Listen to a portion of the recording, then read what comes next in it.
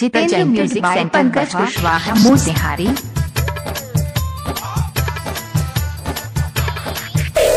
DJ Ajay मलमल।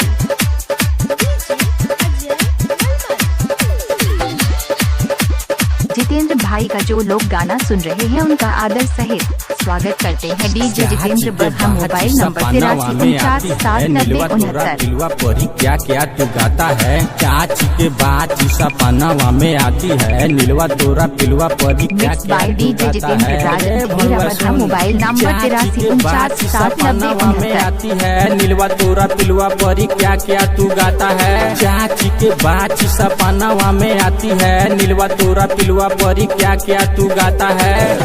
खेसरिया दमाद बना रे कृति से शादी रचा दे रे। खेसरिया दमाद बना ले रे कृति से शादी रचा दे रे। करा देना दहेज ना ले बंद करो। Presented by Pankaj Kushwaha Motihari.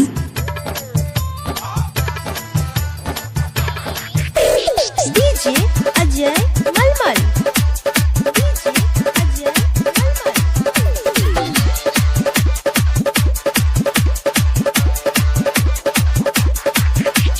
चाची के बात सपनावा में आती है। नीलवा तोरा पिलवा परी क्या क्या तू गाता है। चाची के बात सपनावा में आती है। नीलवा तोरा पिलवा परी क्या क्या तू गाता है। रे भणुआ सुन। चाची के बात सपनावा में आती है। नीलवा तोरा पिलवा परी क्या क्या तू गाता है। चाची के बात सपनावा में आती है। नीलवा तोरा पिलवा परी क्या क्या तू गाता है। खेसरिया दमाद बना ले रे शादी रचा दे रे। खेसरिया दमाद बना ले रे कृति से शादी रचा दे रे। करा देना दहेज ना ले। Presented by Pankaj Kushwaha Motihari.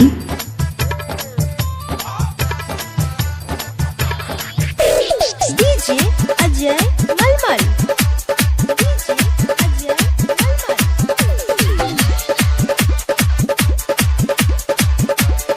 Jitendra music centre बरहा।